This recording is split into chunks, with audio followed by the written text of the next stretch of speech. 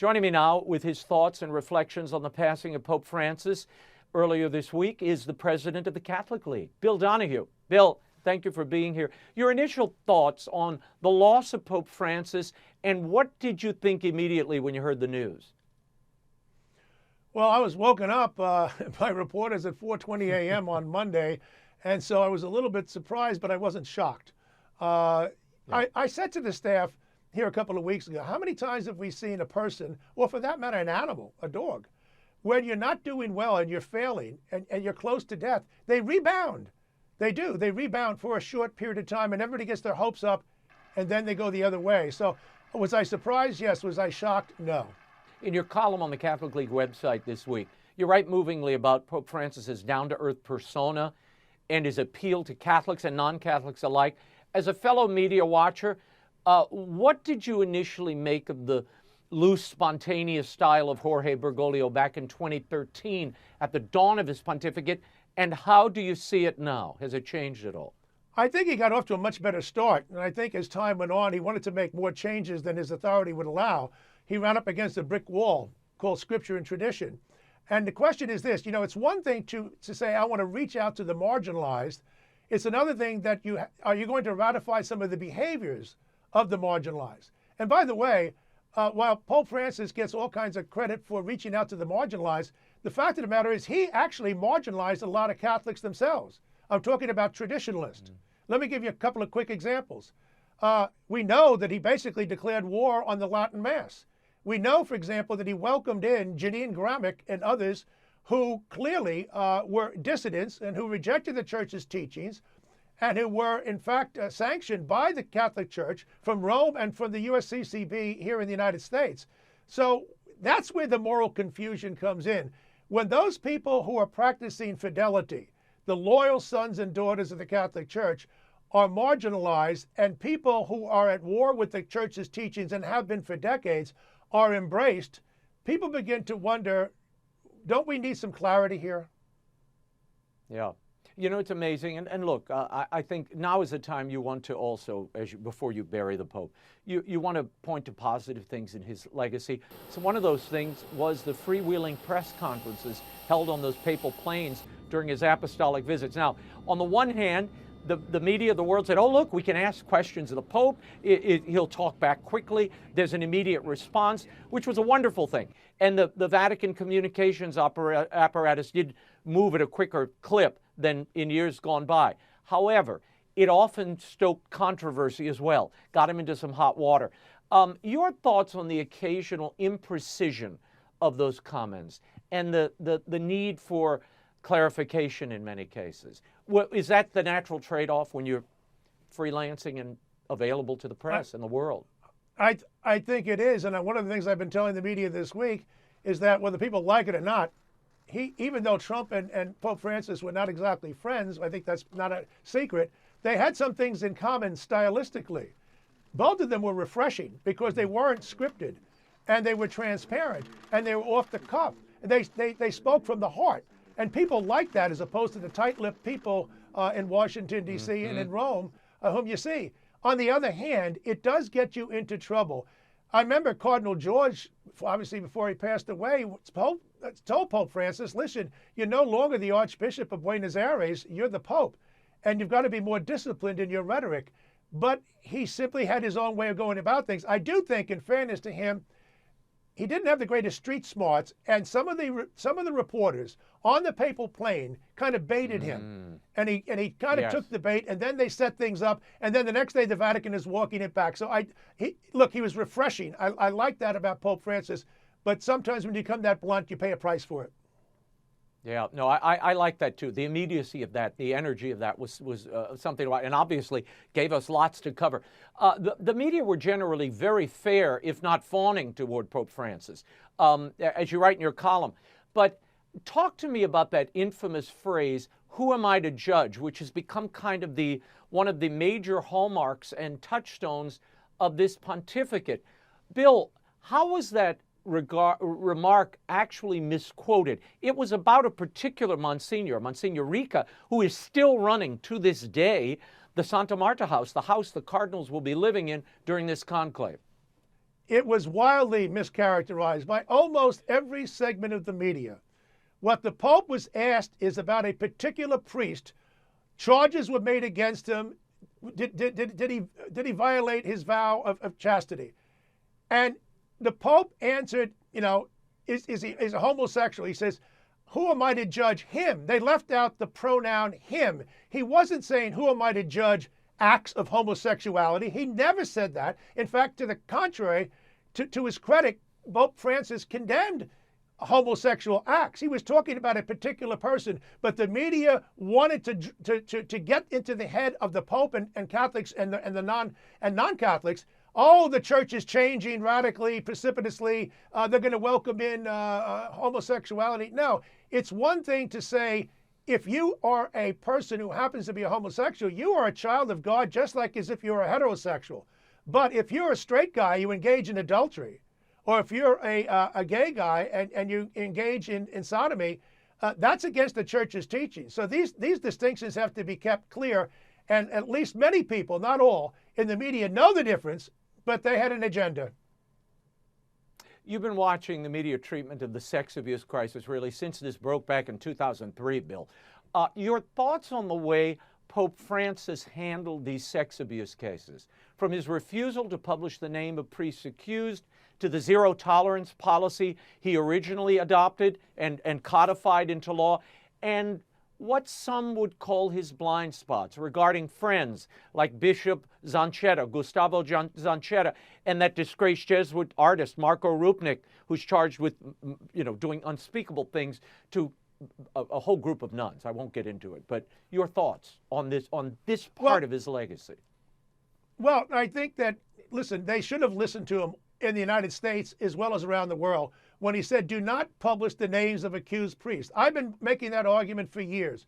And when people in the media have challenged me, let me tell you something. I'm with Pope Francis 100%. Is there any institution in the secular world, never mind religious institutions, at NBC, CBS, they've had a lot of problems over there, New York Times, go right down the line. Do any of them ever publish the names of people who are on staff who are accused of a sexual impropriety? No. So why should we be the ones out there? A lot of these guys are dead, and a lot of them were innocent, and they're not there to defend themselves. So I think that was the best thing that Francis did with regard to the sexual abuse thing. There's no question that the real hero in cleaning up the church wasn't Francis, and it wasn't John Paul II, great as he was. That went to Pope Benedict XVI. He did more to really take care of this issue and forthrightly, and he doesn't get the credit any more than Pope Francis doesn't get credit. Now, his blind spots were huge, and I'll leave it to others to try to account for Rupnik and Zanchetta. I just don't understand it myself. I have personally brought charges against people I suspected were engaged in sexual improprieties when I was a professor. And I'm not looking for any medals about that, but when you see something's wrong and you know something's wrong, you don't ignore it. Too many of the bishops were afraid it got in public, and therefore they're more concerned about the reputation of the church instead of correcting the problem. We've got to talk a bit about Francis's consistent, you mentioned this earlier, his consistent and strong defense of life and the unborn. He was unwavering on those areas, as well as his acknowledgement of the presence of evil, the reality of the devil. Your reflections on that? Nobody spoke more eloquently and consistently about the existence of the devil and what he's doing in the church and outside the church than Pope Francis.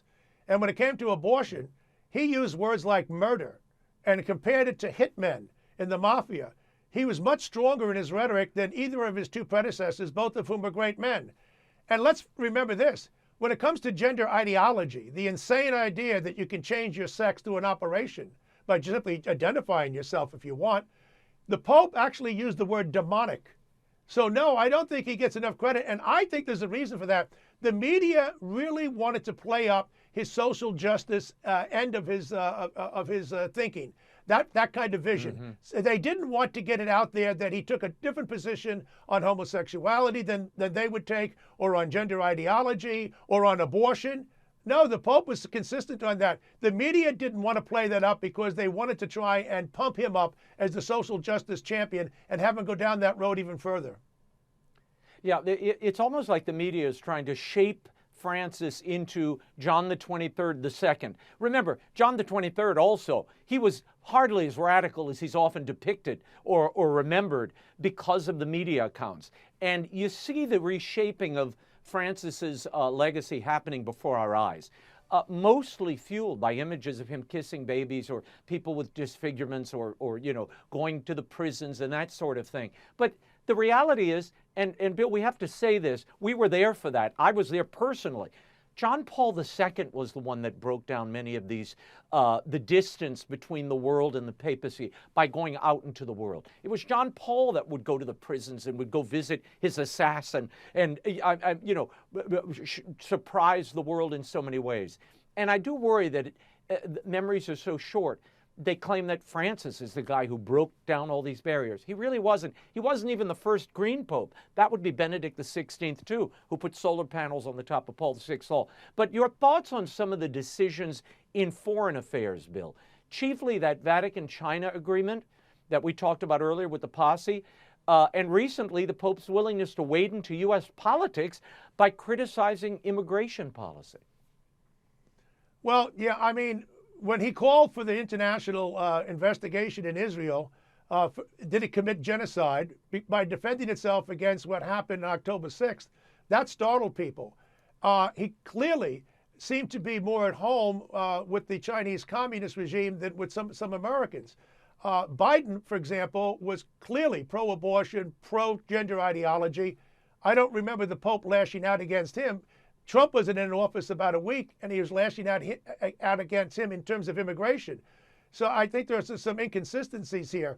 But look, you have to be judged on the totality of your works. And I often say this to people: there's a profound difference between intent and effect. I don't question the Pope's intent whatsoever on anything. Now, like anybody else, you're free to say, I'm critical in terms of the effects of the policies which he's embraced.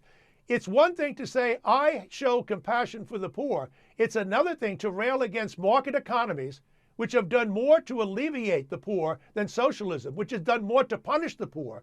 And yet the Pope showed an affinity for socialism much more than he did for capitalism. Economic theory and practice was not his strong suit. So I have to look at the totality of that too. You know, Bill, when you said it a moment ago, it resonated with me. We're talking about a legacy that is in many ways a contradiction. There was not a single through line. The Pope often contradicted either in word or action something he had just written or said. And everybody would kind of have to keep their head on a swivel the whole time. But it was a fascinating papacy to watch, as you said. It was vibrant. It was from the hip. That was its blessing and maybe its curse when it came to doctrine and clarifying doctrine. What will his lasting legacy be in your mind? And what do you think he'll be most remembered for? I think it's going to divide, unfortunately, a little bit along left-right lines. I mean, he didn't talk about moral relativism the way his predecessors did. And indeed, he added to the confusion in terms of Catholic moral teachings. On the other hand, those people who prefer the social justice end clearly will champion him for the poor and reaching out to the marginalized. I think it's one thing to reach out to people who feel disaffected. It's quite another if you get into, it gets very tricky. If those people whom you're reaching out to who are disaffected are in their own behavior engaged in acts which the church has not accepted, it's difficult. A lot of people walk away a little bit confused about that. And again, I get back to the situation where if you're a traditionalist and you're a Latin Mass devotee and you feel unwelcome, how well does it sell that you reached out to the marginalized, many of whom were dissident Catholics? So, yeah, I do think we need a gentle push of the pendulum back to the middle and a little bit more of the traditionalist style, keeping some of the better parts of what Pope Francis's legacy has yielded. Thank you, Bill Donohue. Follow the work of the Catholic League as well as commentary by Bill Donohue at catholicleague.org. Thank you, Bill. Thank you.